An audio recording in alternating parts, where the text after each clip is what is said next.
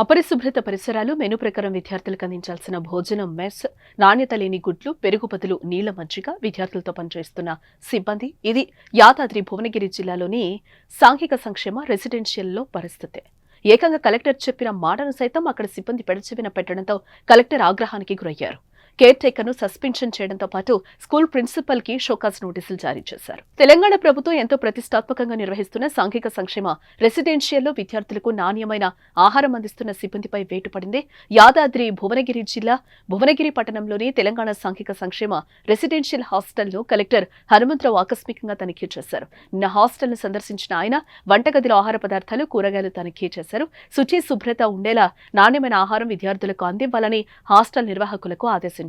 అయితే 24 గంటలు గడవక ముందే మరోసారి హాస్టల్ నిర్వాహకులు ఆహారంలో నాణ్యతకు తిలోదకాలిచ్చారు. దీంతో మరోసారి తనిఖీకొచ్చిన కలెక్టర్ సిబ్బందిపై ఆగ్రహం వ్యక్తం చేశారు. కేర్ టేకర్ రమేష్ ను అక్కడికక్కడే సస్పెండ్ చేశారు. ప్రిన్సిపల్ కి షోకాజ్ నోటీస్ జారీ చేశారు. మధ్యాహ్న భోజనంలో కొత్త మెనూ పాటించడం లేదని కలెక్టర్ గుర్తించారు. విద్యార్థులకి పెట్టే గుడ్లు సరిగా లేకపోవడం, విద్యార్థుల చేత పని చేయించడం, పెరుగుకు బదులు మజ్జిగ సరఫరా చేయడం, డైనింగ్ హాల్లో కొత్త మెనూ బోర్డు ఏర్పాటు చేయకపోవడం, డైనింగ్ హాల్ శుభ్రం లేకపోవడాన్ని కలెక్టర్ గుర్తించారు. ఇక నిన్న విద్యార్థులకు పెరుగు వడ్డించగా ఇవాళ మజ్జిగగా ఎలా మారిందంటూ రమేష్ ను నిలదీశారు. మెనూ ఏంటని అడగ్గా ఆయన నీళ్లు నమిలారు. అధికారులు వరుస తనిఖీలు చేస్తున్న నిర్వాహకులు అలసత్వం ప్రదర్శించడంపై మండిపడ్డారు. బాధ్యుడైన కేర్ టేకర్ రమేష్ ను సస్పెండ్ చేస్తూ కలెక్టర్ హనుమంతరావు ఆదేశాలు జారీ చేశారు.